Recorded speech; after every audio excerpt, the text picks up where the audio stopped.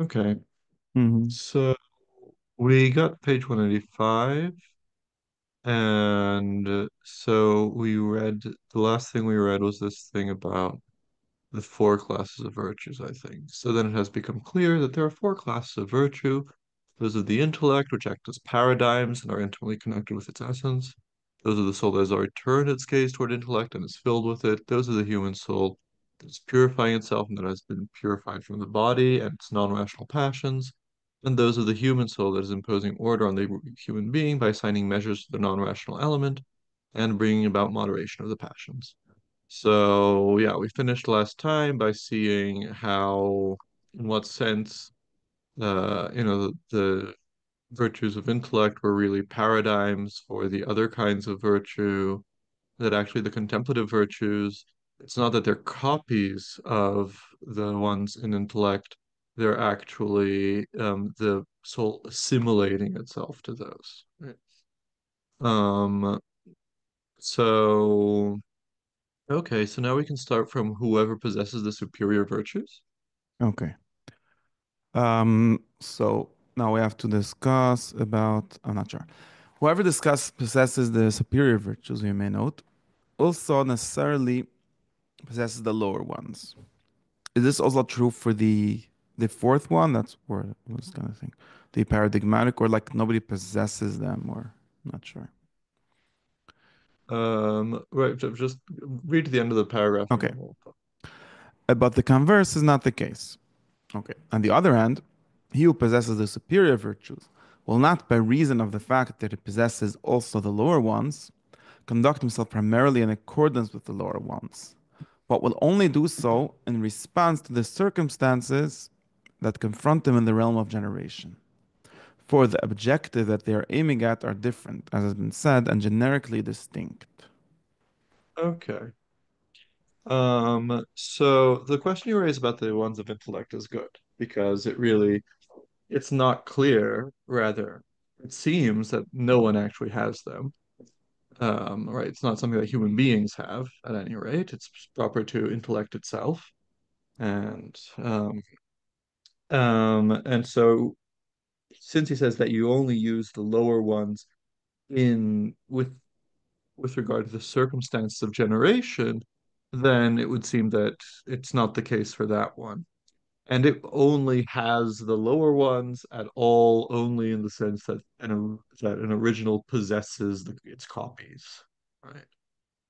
Um, and the and you remember that this is a something where it wasn't really clear what Plotinus's position was at the end of on virtue, but here Porphyry clearly answers that the one who has the higher ones also has the lower ones. But then he has this qualification. It doesn't conduct himself primarily in accordance with the lower ones. So what each person primarily seeks is different. The goal, or what does he say here? The objectives in Greek skopos is different. So people at different stages of their moral evolution have different aims, and it can happen that something occurs to him in uh in in his in his embodied life that then requires him to act with regard to one of the lower ones. So I guess your body can actually feel thirsty, even if you are like Plotinus, and then you have to exercise some, you have to drink, and you have to drink in a moderate way. Um, and so that's the sense I get it that the even if you have the lower virtues. So you do have a disposition to, when you act according to the passions, you act in such and such a way. You act in a virtuous way. You, um, but though that's, the focus of your activity is not in generation, is not in the apparent world, but it's, say, in contemplating things. Hmm. Um, So, and that was the case. And I remember that we puzzled about this during when we read one, two, and we thought, for instance, about well, like does the person who's, like a hermit and is entirely dedicated to knowing the forms, does he really need still to know how to be polite at dinner? And won't he have forgotten this entirely?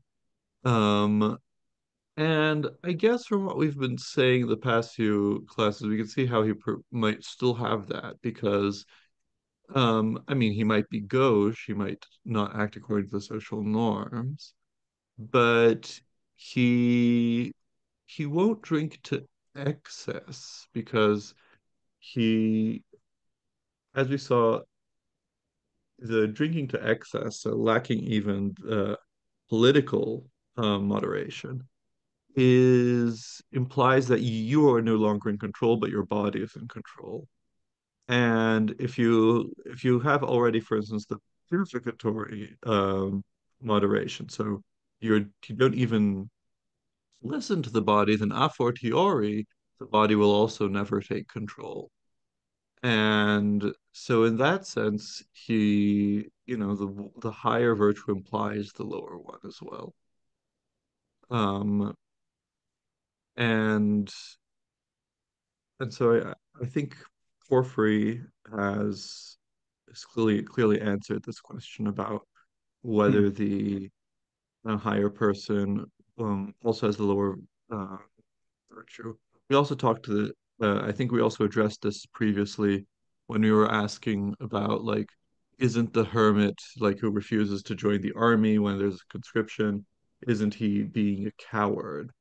And and then and then we talked about how there's one question here about what is the proper political virtue here, right? Is it participating in the war or not, right? And then there's a different question, which is like, what is actually motivating this person? It can be that he is motivated by cowardice, in which case he does not have purificatory or contemplative virtue. But it can also not be motivated by cowardice, or especially if you think about the case where the proper political thing to do is not to participate in the war, and so it would be have to determine on a case by case basis. Hmm. Okay. But so we can continue. Hmm. Yes. Right. Now So he's going now, to talk about the objectives of each of the virtues, of each of the classes of virtues.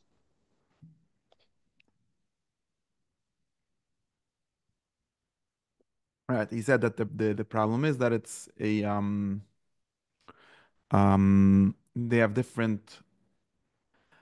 He will not have them actively in the sense of because of the aims being different mainly. Like the aim of political virtue is just to have a good polis, and since that's not his aim, you will only have that if it's needed or something like that. Right. So that the objective that or the objective of civic virtues is to impose measure. No, is to impose measure on the passions in the direction of activities that conform to nature. That of purificatory virtues is to separate completely from the passion that that which has just taken on measure. Right. That's the purificatory. Then at the next level, the intellective is to direct one's activity towards intellect without any longer giving thought to separating oneself from the passions. Hmm. That's a new word. While as for that, those virtues, his role is no longer to direct your activity towards intellect, but that they have actually come into confluence with its essence. It is no longer possible to describe their activity. Um, That's yeah, so stop there. Um, yeah, here he has added something. It is no longer possible. Um, it's It's just that there's a need for the sentence is incomplete. Hmm. Um, and they just, this is the kind of thing that Porphyry should be saying. Sure, if it's like not possible to describe their activity, that's so. Um, uh, so, for instance, the Italian translation that I have here with my Greek text, they say um, that it's n the objective is, they complete it with like the objective is to in encounter its own essence. Um, Let me just find this. Ton katarko, donde prosnun, tenere mede tu aspesa, donde meden prosnun echuson tenere gean. Alla te usia, tu usia seis fundamental. Right, yeah. So let me see what they say. Um, yeah. Oh, right. So they just find a way to translate it without um uh using uh well without adding any new words. Um they say that they tend to like whose role is no longer to direct directly towards intellect, but rather to come into confluence with its essence. Right? They don't seem bothered by this. There's this lack of a main clause. Um but anyway, so uh, yeah, and actually, I don't think, yeah, it's not really sh clear that they should say so. That the English translators here say that Porphyry should say something like it's not possible to describe their activity. So it's not really true, right? I mean, we're not at the level of the one yet, so definitely know why Porphyry should say that. Hmm. But let's step back. So yeah, so here he's presenting the objectives of each of them.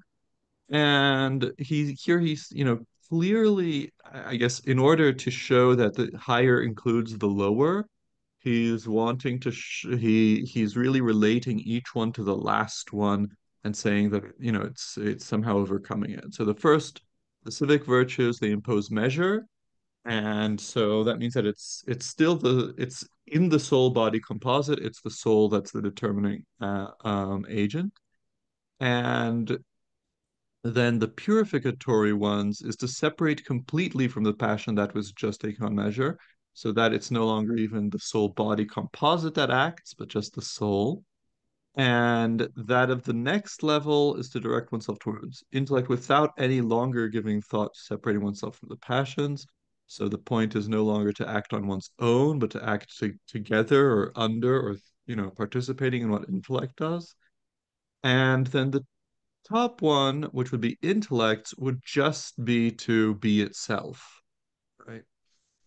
Um, and so that's the way that each of them will, have a different objective and also include the others. Um, so, and here we see, the way that, for instance, the purificatory and the uh, intellectual ones and the paradigmatic ones are similar because the purificatory is the soul acting on its own, and the intellectual one is the intellect acting on its own. And the and then also the civic and the contemplative are somehow similar because the civic is the soul body composite acting in conformity with the soul, and the contemplative is the soul acting in conformity with intellect. Um, okay. Now you can read the end of the paragraph, which is more complicated. Okay.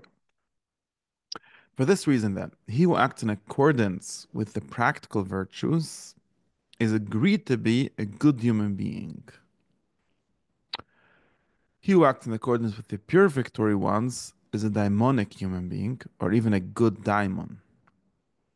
One who acts only according to those that are directed towards intellect is a god. And one who practices the paradigmatic virtues is a father of gods. Okay. So this is certainly something that Plotinus did not say so clearly. And we saw, for instance, but we did see, for instance, him in 3-4 asking, who will become a daimon and who will become a god? And Porphyry is here giving us some answers. So the one who has political virtue is called spudaios, right? It's the also what the Aristotle uses for the man who has virtues, right? The uh, mature, developed human being. And then the one who has the purificatory virtues is called a daimonic human being or a good daimon, and it can be, connected here with the idea uh, well, with the idea that diamonds are responsible for purity and purification, um, and also with the idea that this person will be born as a daimon in the next life. One who acts only according to those that are directed towards intellect is a god. And now there's something here curious, right? Because it would seem that Plotinus, in the life of Plotinus, written by Porphyry, he lived always according to intellect, and he was said to be identical, like to have identified himself with his daimon, and his daimon was a god. So that would make him a daimonic human being according to this, and not a divine one. Um, I yeah. Although it's unclear, it seems clear that he should be someone who's also always directed towards intellect. There's something uh split here. There's also a question here, like what is the distinction here between daimon and intellect, right? It in the life of Plotinus, daimon and intellect seem to be the same thing. Um, and here they have to be different. One thing that, one way to think about this passage is that Porphyry sees the need to correspond the different levels of virtue to live to different levels in the ontological hierarchy. Problem, the Platinian ontological hierarchy doesn't have the needed fine grade distinctions that would be required to do a one-to-one thing. So he has to draw up, for instance, this distinction between the daimon and the god, which is unclear what it would be in the ontological level. If you're just using soul, nous, unity, what is that? Hmm. And and also, then he says, one who practices the paradigmatic virtues, right? So, um, now this is weird, right? Because during the way the sentence is phrased, it would seem that it's all about like different human beings. And so this sentence seems to imply that a human being could act according to the paradigmatic virtues. Um, but um, anyway, so that's like a puzzle. And then he says that it's a father of the gods. So why, why would that be? Again, it's puzzling. If we think that the daimon is, that our daimon is identical with our higher self, which is like normally, of course, there's this Platonian theory of a flexible daimon, but if we're acting rationally, then our daimon is our nous, right?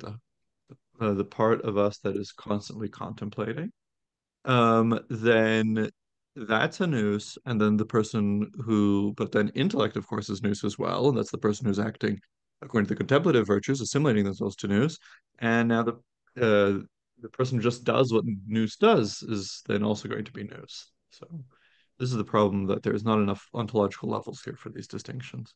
And then he says that it's a father of the gods. So, I mean, if those who act according to contemplative virtues are gods and they become gods precisely by assimilating themselves to Nous, then sure, Nous is the father of the gods, right? Um, and you can think of it that way. But now, father of the gods is an expression with some history, right? So the Chaldeans were right in the Chaldean oracles. They have this deity called the Father, right?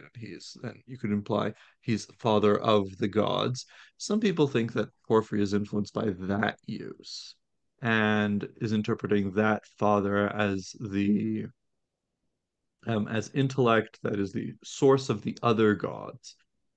Um, right. Um, Another possibility is, of course, Zeus. Zeus is called typically father of the gods, and although Plotinus seems usually to treat Zeus as more on the level of soul than on the level of nous. Um, and so there's a puzzle here about this expression, father of the gods. Also, if we are and how is this person, whoever they are, a father? They are a father simply by being an object of contemplation. But contemplation here isn't just looking at something, right? Nous isn't aesthesis. Nous isn't perception. Nous, if in perception the object is external, and then through our activity we enter into relationship with the object, and then we grab hold of it, right? And so perception is always relative. Nous, we have the object within us, and it produces its knowledge as a flash of insight or something. The right? Nous is always turned towards itself, or expressed a different way, what it knows is always a part or yeah, a part of itself, or even the whole of itself. The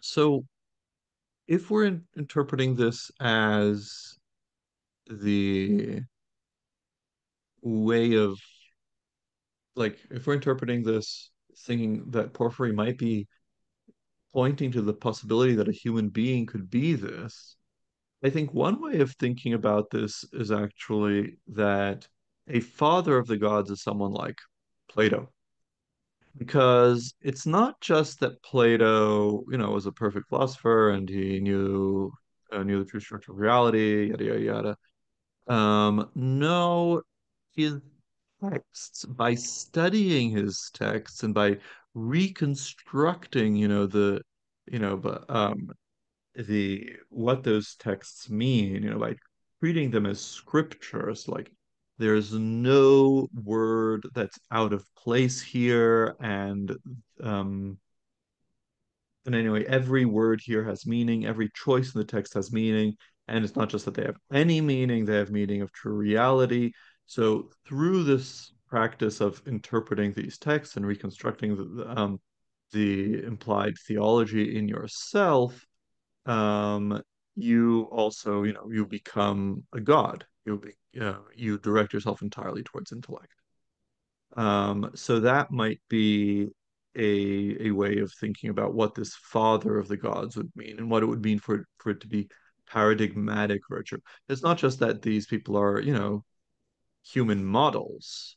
Um, and so, they're good human beings that you imitate, but rather they somehow, they are people who by studying them, uh, you, right, how do I put this? That it's not just about imitation.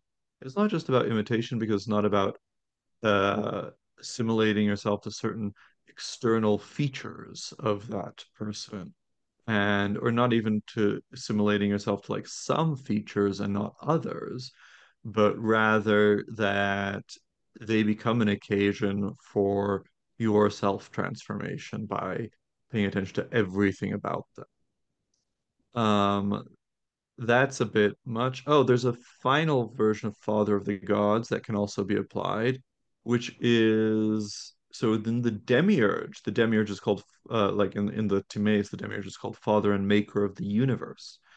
And the Father and Maker of the universe is then said to create other gods, right? The junior gods, and he explicitly calls them gods of gods. And right before the creation of time, the world is called like a statue of the eternal gods. And Proclus will assimilate this to the activities of Chaldean theurgists, that they give life to statues by making the divine present in them. And we have like anecdotes in Eunapius about statues coming to life through theurgic rituals and moving and so on. Proclus thinks that the Timaeus is talking about that. So like the demiurge is like this great theurgist who is making this statue, the world, alive by bringing the gods into it. Um, and there could be that there's something similar being thought here about, again, it's the idea is that this would be Nous, and Nous creates the world, and the world is, full of gods, and Nous is father to all the gods in the world. That might also be what's behind this expression, father of the gods. Hmm. Um, as yeah, the as the translators say in their note, the precise significance of this is not clear, but certainly sounds Chaldean. Yeah, Um, it's not. Um, there's the also point is right that he's this not a good human being anymore. I mean, his they're definitely talking about a person whose virtue is not human anymore. yeah, yeah, and also the what inspires my interpretation of this is, someone who's become someone who can write or be scripture in some sense, is that later, so daimonios gets applied to Aristotle. And so he's often said the daimonios Aristotle. That would imply, okay, so according to this, he's someone who has purificatory virtue. And in fact, Aristotle is used to basically attack Stoics and attack vulgar Platonists that interpret Plato in a materialistic manner. And so he is separating people from bodies. Hmm. Um, and then people like uh, and then theos is used for Plotinus and for Iamblichus and for Plato. But if you wanted, but of course Plato has a different role than Iamblichus um and Plotinus. And so you might think, a um so a someone whose function is mainly negative, like Aristotle, will be daimonios. Someone who has a positive doctrine that you should somehow learn is theos. And someone who the text is, it's not, the interest isn't in the doctrine, but rather, or not even just the doctrine, but even the details of the text, that would be someone who has paradigmatic virtue. Um, yeah. But anyway, that might be reading too much here into Porphyry. But in general, like Aristotle's virtues are very explicitly trying to be human virtues. He's not interested in like if Well, like always saying if there's some divine virtue, then that's for God or not for like my well, ethics.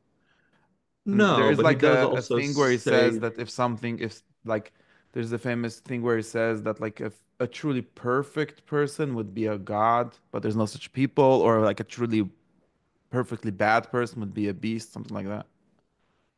right, but he also says that we should not pay attention to those people who say that you're mortal and you should only think mortal thoughts. Rather, we should strive to be as immortal as possible, right? So he does think that, and that he is praising, dedicating yourself to Nous. So it does make sense to say that his virtues maybe go a little above the political, right? Um, Mm. although, yeah, it is true that he in general, for instance, he doesn't advocate separating yourself from the passions. He advocates you having the passions in right measure and things like that. Hmm. Um, okay.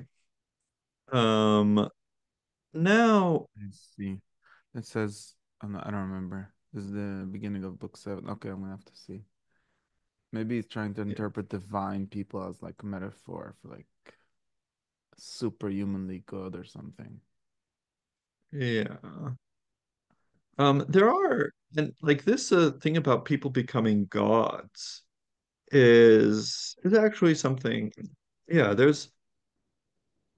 yeah, there's like there's a debate about this in antiquity, right? So of course there's the tragic view of don't, if you become too close to the divine, then you'll get punished. Then there's Plato who talks about becoming like the gods, right? Like in the Theaetetus passage. And of course, the whole theory of the immortal soul makes us a lot like gods, because we're, well, immortal. Of course, he maintains some distinctions, like in the Phaedrus, like, oh, we only sometimes look at the forms, and the gods, they look at the forms with their whole being. Like we just stick our heads out. They go up. They park their chariots outside. So there is also some temptation or some attempt to distinguish the two. Aristotle has these confusing things. The Stoics went so far as to say that the wise man can command Zeus to do things. This is their theory. This is because, I mean, Zeus will do those things anyway. It's because they really share the same mind as Zeus, and there's no longer any distinction between them, and so they could even command Zeus, right? And Platonists like Plutarch are shocked by this. Right? Like you have to have some distinction between us and the gods. And now we see possibilities of becoming a god in Plotinus, and now also in Porphyry. So uh, there's a there are many different like views about this, and there's about like what we can achieve as human beings, what can we achieve in this life and not in the Hmm. next. Yeah. And there's also like some, I don't remember who, like some monotheists or like, oh, the pagans are always going around people calling everything they like divine. And like, that's crazy. To be divine is a little more than whatever they, but there's also, I mean, there is like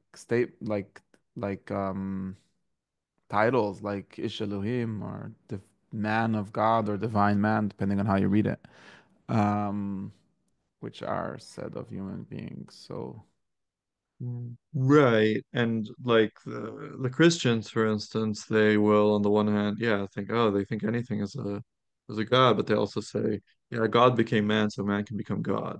And things like that. No. And the and the and the Platonists will say like they venerate these toenails of these saints and they don't venerate the sun. Like, what are these people doing? They're like crazy. hmm. Um, um, so let's continue. And so he Is that continues, because of like nature? I don't know. Okay. well, yeah, I mean it has to do Because with like natures nature. became less divine, like humans seem, I don't know. It's weird. Yeah, I mean for in the Christian case it has Like to there's do this with like the association of the pagan thing with like worshiping all kind of trees and stuff, and for some reason worshiping people is better. I'm not sure. yeah, I mean it has something to do with devaluing nature and things like that. But that shouldn't but that but the question about that is that you shouldn't um the question is whether nature is some it has true symbols of the divine that you can use to become more divine and more like the divine things. Um, and so the Platonists would say yes, and pagans in general would say yes, and Christians would say no.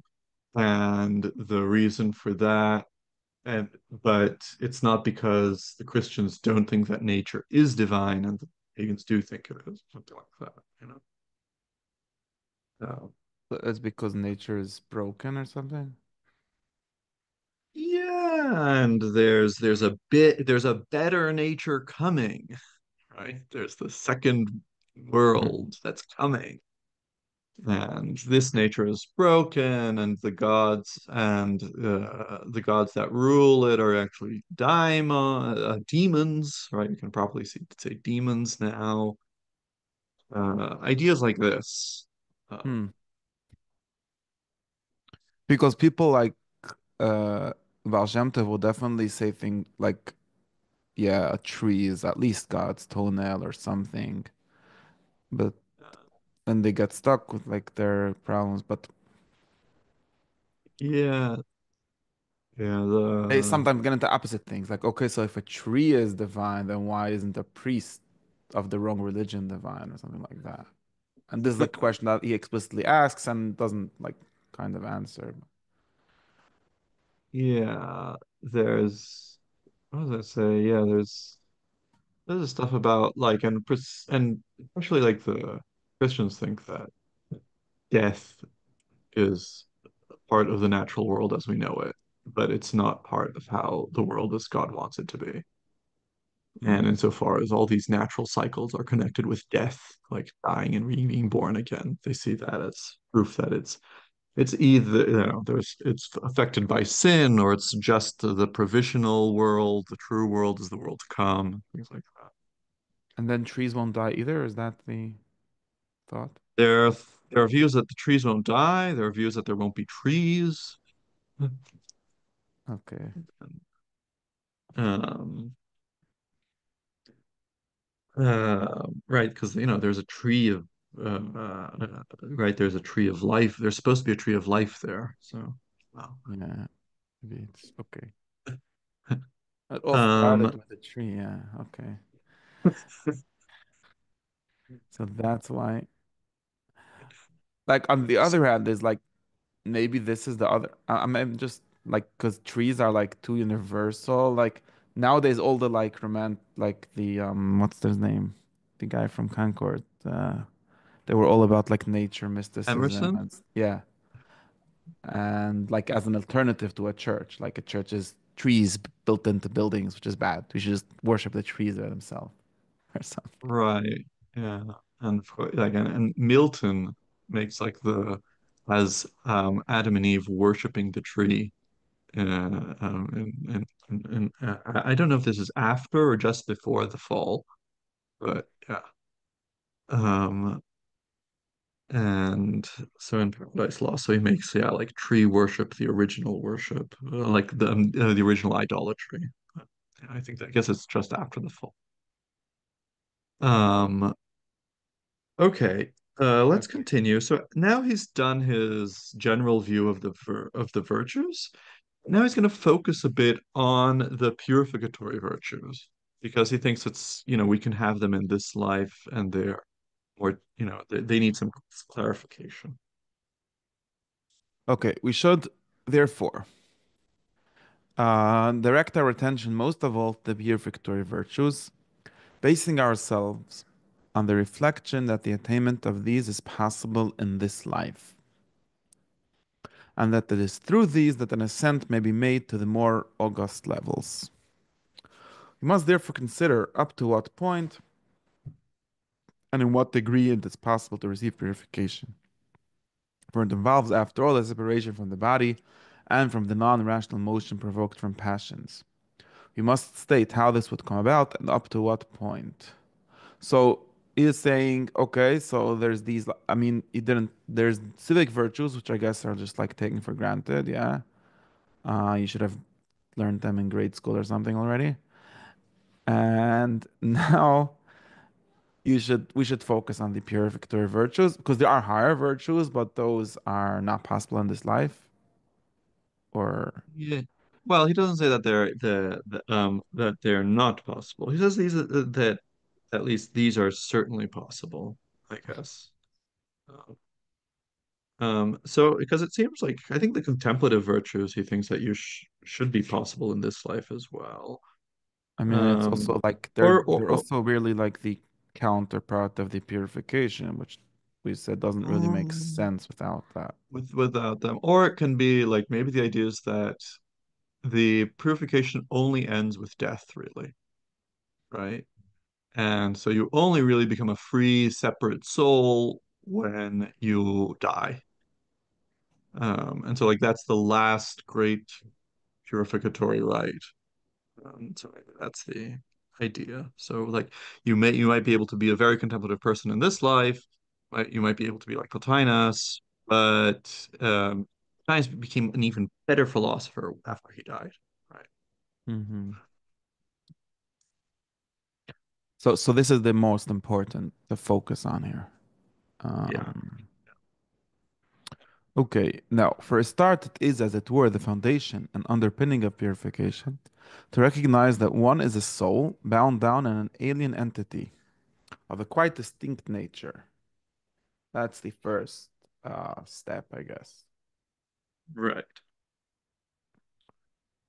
In the So the second place, first, yeah. yeah.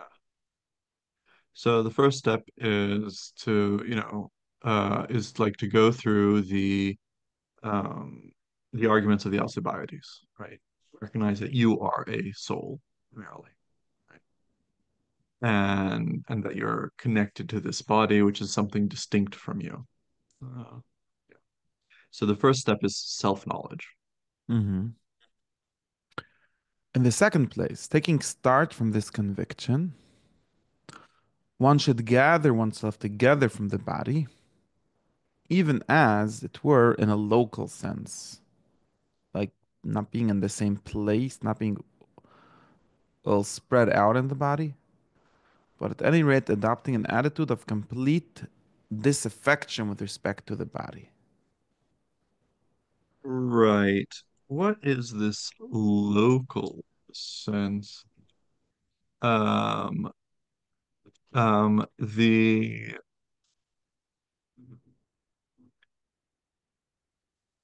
So this gathering yourself is it reminds me on the one hand of so Tinus has an account has like okay, he has in what is it 4-7, which is actually the second treatise he wrote on the immortality of the soul. He has an argument. He has well most of the text is arguments for why the soul can't be a body and it can't be something that belongs to the body. And one of them is he's arguing against the Aristotelian position, right? That it's the entelechia, right? So like the formedness of the body. And one of the things that he says is during sleep, the soul pulls itself back from the rest of the body and is primarily in the heart in some sense, right? And I guess precisely we're not aware of other things, right? And so we're just aware of our dreams if we're aware of our dreams at this moment.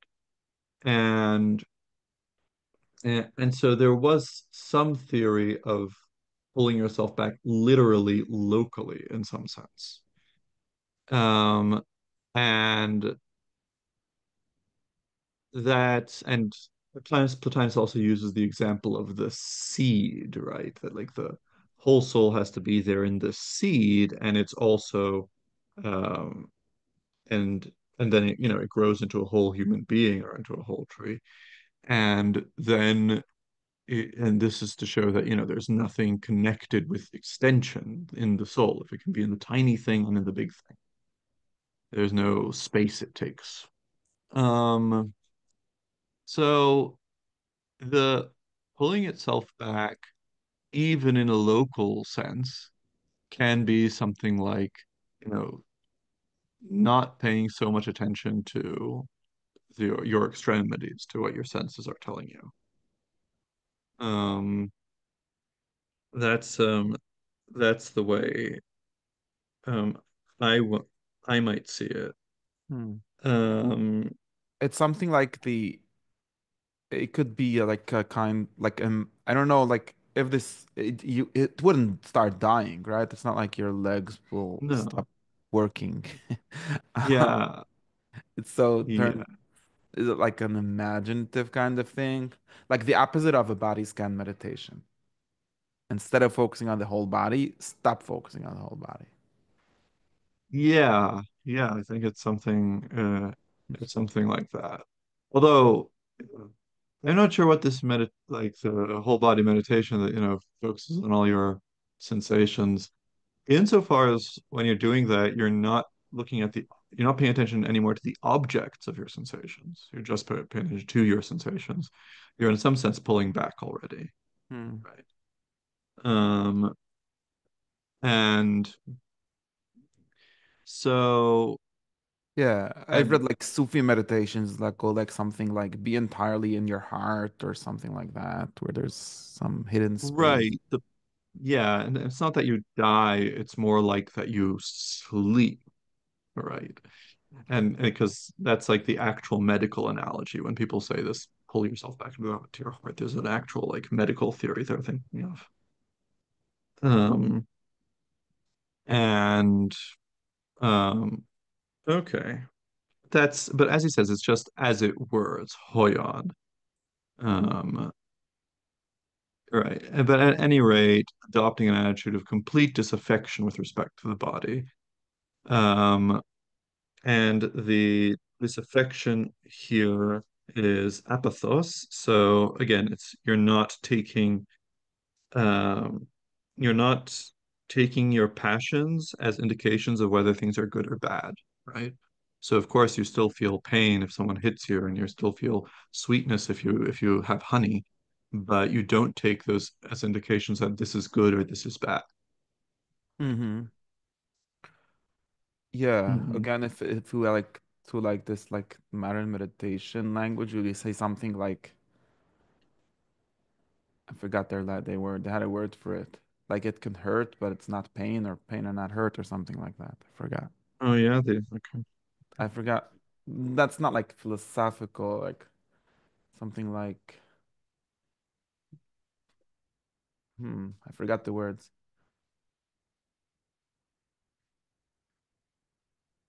The Okay, point being but something like that if you have a sensation of pain, there's a sensation, but there's always another step, which is the judgment that this is bad. I should get away from this or something like that. And that's yeah, yeah. not So you don't necessarily um like your body doesn't force you to think that or something like that. right. And like again, like the people who the philosophical school that was known for defending apatheia were the Stoics. And they developed this vocabulary of impression and assent. So you don't assent to your impressions, right? You don't agree with them immediately. Right. Okay. Um, now, for in fact, I'm somewhere here. For in fact, one who pursues a mode of activity constantly linked to sense perception, even if he does this without the addition of passion, that is, without taking pleasure in it, nevertheless finds his attention dispersed about the body, because he's in contact with it by reason of sensation. Uh, I'm not sure I understand what he's trying to say, but he subjects himself in addition to the pleasure and pains associated with sense perceptions, if he abandons himself to them and assents to participation in them. Okay. So here I think like he's explaining a bit about what he just said. And we can understand that because he's saying for, right? He's giving a reason. So he's giving a reason for that one should gather oneself together from the body, even as it were in a local sense, but at any rate, adopting an attitude of complete disaffection. And so I guess this is the local sense that he's explaining. And so he's saying that there's a problem, like even if you pursue a mode of activity constantly linked just to sense perception, What would that be, right? Because he says even if he does this without the addition of passion, that is, without taking pleasure in it. So I guess it's like if you're just doing activities that depend on sense perception, like cooking or painting, or collecting butterflies, um, doing physics, studying the natural world, um, or also, exercise and military activity, right? You can think of it that, there's this stereotype of the soldier who's, well, stoic, as they say nowadays, right? So who's, doesn't take any pleasure or pain in it. Nevertheless, so even if you're not taking what the body tells you as indication of what's good or bad, and we can clearly think um, of the soldier here, right? So he'll do lots of stuff that's very painful to him, and he doesn't take that as an indication that it's bad, and he'll refrain from things that feel nice because um, he doesn't think that that's an indication that it's good. But he's entirely doing bodily activities, or like a policeman. He's like patrolling, he's watching other people and things like that. Nevertheless, finds his attention dispersed about the body, right? Because he's in contact with it by reason of sensation. Um, but and then he says, so even if you are disaffected, if you do act affection like without passion, an activity linked with to sense perception will connect you to the body, and the purificatory wants to separate you from the body. So that's why you have to separate yourself from these kinds of activities. Um, So and is this saying like you can't actually be a philosopher soldier? Like you might say, well, I'm doing this and not assenting to it, but you still, it won't help. yeah, I think he's like, yeah, okay, you're not assenting to it, but you could spend more time in studying or thinking, right? It's like you're gonna be distracted by this, I think is the point. Hmm. And the point is like, so sure, of course, it's better to be a passionless soldier and to, at the end of the day, read some Plotinus, but there will always be limits to how pure you can be. Right? Not entering also into the questions about purity connected with, well, lodge and dead things and carrying weapons and all that. Hmm. So now, but then he says the translation here is curious, right? Because, um, but he subjects himself in addition to the pleasures and pains associated uh, uh, with sense perception, if if he abandons himself to them in a sense to participation in them, because we would think that he had denied that earlier. Well, I guess I later think he maybe says, saying that would be the worst case. Like, yeah, I think he's saying that that would be the worst case. So it's also there's the question about that even if you're not being passionate, it's as it were an occasion for passion, right? So there's always that possibility that you'll become overcome by your passions here. Um, Let me just uh the yeah, that's how I um would uh mhm. understand it. Okay. And is this attitude above all then from which one must purify oneself? So the ascent, really.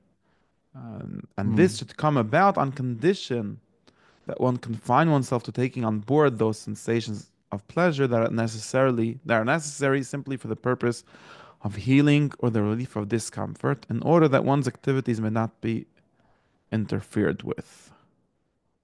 Right. So it's a bit more um than just being healthy, right? You also want to be able to be focused, right? So Hmm. uh But maybe in like your mind. how do you say?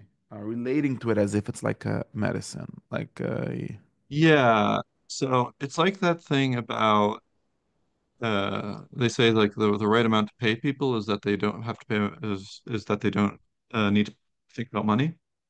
Hmm. And here also like the right amount to eat is so you don't have to think about food. Right. Okay. That would be a lot of money though. Okay. One. Okay, he's getting he's like giving like practical sense of advice. One should also strive to remove pains. Again, because it would bother you, I guess. Even if you don't assent to them, um, that would be a distraction or something. Mm, right. And that's like important to distinguish his point here from the let me see, I think I remember that they were um he Um, yeah, this distinguishes it from things like that you should seek pain, right? Because there are very ascetic doctrines that think you should seek out pain because it will teach you not to like the body or something like that. Whereas here he's saying, no, you don't want pleasures, but you also don't want pains, because again, it would be a distraction. Hmm. I see. One should, but if that is not possible, then one should bear them mildly, rendering their effect less, rendering their effect less by declining to assent to the suffering associated with them. Right. Again, the don't assent to them. Yeah. Yeah, yeah, that would be a modern Buddhist like language. Say there's, yeah, pain is inevitable, suffering is a choice. That was the slogan that I forgot. Okay. Okay. Um, One should suppress anger as far as one can and not give rein to it, if you can. If one cannot achieve that, then at least one should not implicate one's will with it. But the involuntary element should be related to another entity. Another entity meaning the body. Okay, that's what the comment says. Yeah. Yeah. And that involuntary element should be weak and small. Right. Again, also remember that, yeah, Timos is anger, but um it's also, things to do with honor and reward. So it has to do with with your self-image. Oh, I'm being flattered, I'm being honored, I'm being offended. Um, and So that also explains a bit about why if you don't implicate your will, that will be small, right? It'll be weak and small. In some sense, it's something that's as big as you give it space for. Hmm. Being small meaning uh, I think there's not like a being, separation from your own anger here or your own pains and so on. Like, yes, I'm y- angry, but that doesn't mean I should do anything. Not sure y- exactly how it would work, but okay. right. I think it's also something. Uh, I think here is if there's anything like humility, it would enter here, right? Because it would be. Yeah, no, I don't know. Let's think about an occasion for like pointless anger. Someone pushes past you in the subway, and then you're like, oh, "Who am I?" It's like no big deal. Hmm. Okay. But he thinks that it's possible not to be like it makes more sense to say for pain. I mean, maybe not, but it would make more sense to say for pain. Like, okay, sometimes you might have pain. That's not your choice. It would seem that anger would always be your choice in some sense. It's a little Mm, weird to say like if you can't, well, if you can't, try again. I don't know, or maybe you can't. I don't know. right. I do get the impression from the text that he thinks that pains um, are more difficult to remove than anger. Okay. Hmm. As for Mm. fear, but there's an involuntary element in anger or thumos.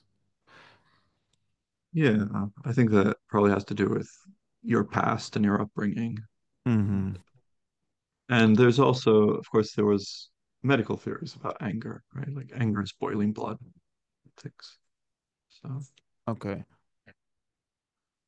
Yeah, like nowadays we like make a distinction between like a mental disorder or something like that and a bad person, which nobody knows where exactly it stops, but something like that. right. And actually, this is a case that comes up in Proclus. Proclus's life, it said that he could be angry. Hmm. Um, and and I guess, yeah, I guess there's a distinction between being like irritable and giving into your anger or something like Okay. As for fear, one should suppress it completely. Nah, that. Right. he's not a fan of that. That's interesting Anger is that better than fear. Like you might have some of it, but fear, none of it. fear none of it. Yeah. Um, oh, it does say, as for such a human being, such meaning a purified or work human being, would be feel fearful of nothing. Although there's an element of involuntary involved here too. Right. I mean, Because like they'll be fearful of nothing because, they're convinced that they are an immortal soul. Right? hmm. Um, So, but like if you're in the woods and a deer jumps at you, you would like, yeah, maybe.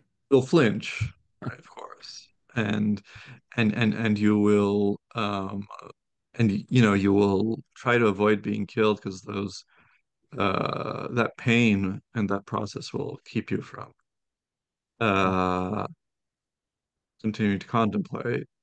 But if it's clear that you have no chance against the bear, okay, time's up. We're going to start contemplating a different way. Hmm. Okay. Uh, you know. Okay. Uh, Interesting. Like I don't know if I'm right, but my like thought would be to flip anger and fear and say like it's easier to not have any anger than to not have any fear. Because anger seems to be something Um, that you do in some sense. Fear is like, wow, that thing is it's scary or uh, both are not realistic to not have. I'm saying like fear. right, right. Yeah. Um, but maybe this has to. Hmm. And anger is somehow also like related to courage, like in the so maybe like this is a very like Homeric thing. Like you should have no fear, but a lot of anger. Oh, yeah. Whereas I think that might be like a good way to distinguish like the civic from the purificatory. Um, v- Anger or courage, in the sense that the purificatory is like in the for the civic courage, you have to have some fear, right? Because otherwise you'll do like stupid things and you want to. The question is, you should fear dishonor more than dying, but you should still fear dying. Whereas for the purificatory courage, you shouldn't fear dying, right? Your philosophy is practicing to die. Hmm. Okay. Desire for anything base must be eliminated altogether. It's also one of those delete that. Desire for food and drink will not have. Insofar as concerns oneself in the strict sense. Oneself meaning, okay, once like what yourself is, which is the soul, since you've studied this thing. Right. Well, obviously, the soul doesn't need food and drink. That's like a little. The question is like who the you is. While in the case of Right. desire for natural sexual intercourse, one should not even admit the involuntary element. That's weird. Right. What does that even mean? right, but and then he again adds this caveat, but if it arises, it should extend So, only to the level of fleeting images, such as come about in dreams. And like they say, oh, they think natural here means like heterosexual, as opposed to a homosexual or bestial or something like that. Which is weird, right? Because then, oh, okay, so he has no problem with desire for unnatural sexual intercourse. Um, and and so that would be puzzling. Although there is something about of like so reproductive sexual intercourse that is, say, bad or not pure for a Platonist in the sense that if you're having children in order to continue your legacy or to continue your family's legacy or something like that, you're attached to bodies and yeah, it makes more bodies. it makes more Shit, bodies. killing people. Um, Yeah. but maybe there's something So, like, yeah, but it could also be, but it could also be that this is natural in the sense that it would be, and because it's related so to you being an animal that wants to, that uh this is the ruse of this of of the species, that we want to have sex because actually the species wants to continue to exist. It's hmm an idea of Schopenhauer's, but um and I guess again the um supposition is that if he says that one should not even admit the involuntary element, is that um, the involuntary element isn't really totally involuntary, right? So if you find yourself having lots of sexual thoughts, then okay, at that moment it's involuntary, but there's something about how you're living that um, uh, makes this possible, or it makes this happen a lot. Um, the who is it? It's Iris Murdoch, I think, who has this in The Sovereignty of the Good. She talks about attention. And so she has this view that at the moment of action, we might have no choice. But how we react at the moment of action is dependent on what we're paying attention to at all the other times. And so even involuntary things can still be in some sense up to us. Because they are, they're consequences of things that we do choose at other moments. hmm. And this might be the theory behind here. So like you can, it's not a contradiction to say that you should not admit involuntary element because in some sense the involuntary element is also up to us. It's a consequence of what we do at other moments. It's something like you shouldn't take it seriously. It's like as comes about in dreams in the sense, okay, you might have dreams, or and it's not saying you should have dreams, it's saying you would relate to it. Maybe you're up, but you relate to it like you relate to a dream in the sense of this is not what I Yeah, really think about, or something like that. right. And you shouldn't give in to it. Like you should wake up from it. Right. You should not keep continuing to think about it, things like that. Mhm. It's one thing to have it's one thing to have one erotic impulse. It's another to invest in it and to then start imagining the whole situation and what it would be like. And I mean, it's one thing to like someone. It's another to start planning little coincidences where you're going to run into them and things like that. Or is he just saying you should be uh ascetic, you should not have any sex, and which is like a I think choice that he's you can also have, but saying you that, can't yeah. have that choice regarding food and drink, or at least not to the same extent. No, I mean I think I think he thinks he should not have children, yes. He should not have Hmm. sex. He was married though. And Yeah. so it's not clear. Okay. Um, Maybe you should be celibate. Anyways, I mean, but you should. Why? There isn't like a very good reasoning for all these things because it seems like there's like he tried to give a reasoning in the beginning. We're gonna have to stop here, I guess.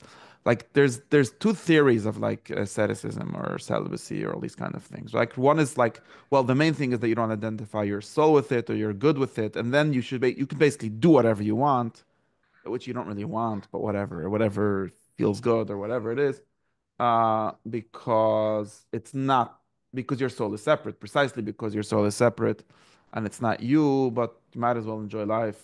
I mean, life, whatever life is. But like, there isn't anything wrong with having good food or good sex or good anything, as long as you're separate from it, in your separation. So.